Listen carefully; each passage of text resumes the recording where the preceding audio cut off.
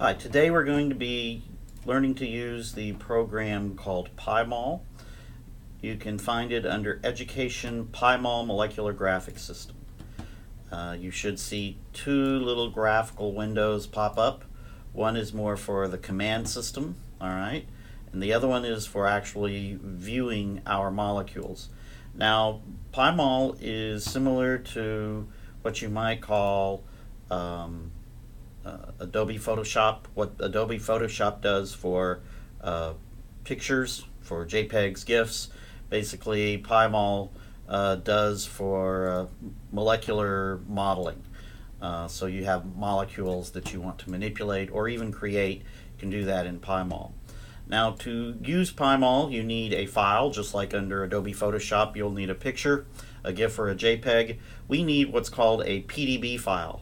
I have a couple here, but there's one in particular I want to use for this demonstration.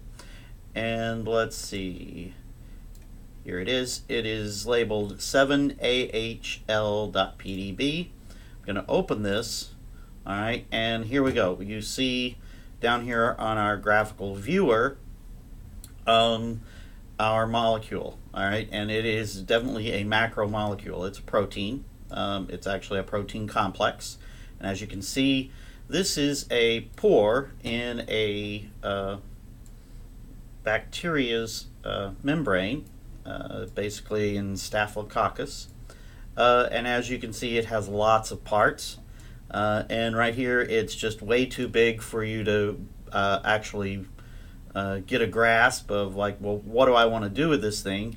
Well, in the next few videos we will begin to learn to manipulate this program so we can actually chemically alter this and analyze this very large molecule and find some interesting things about it or about other molecules.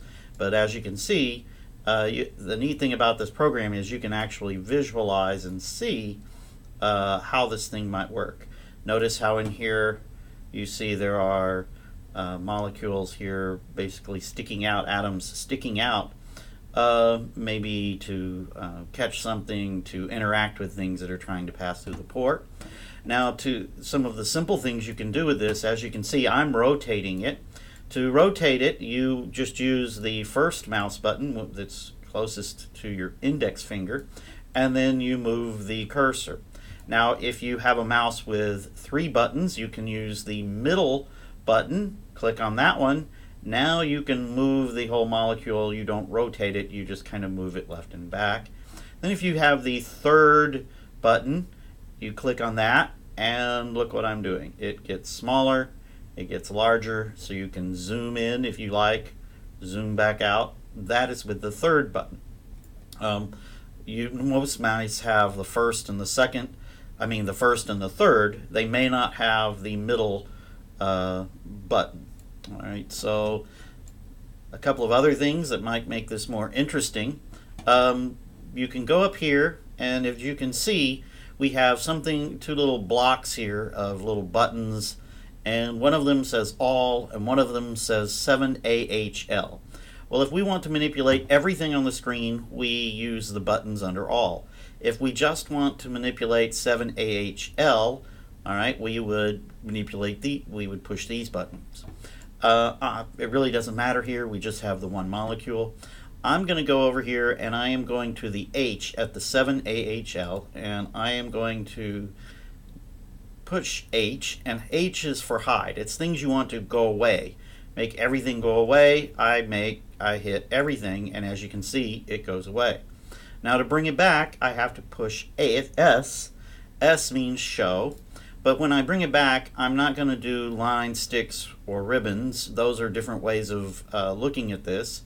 Basically, we were looking at the sticks, I believe, just then. I'm going to go to cartoon. And as you can see, cartoon is much different, but it's very visually appealing. And if you know something about proteins, you know that proteins generally come in certain kind of secondary structures called beta sheets, and that's what you're seeing here with the arrows.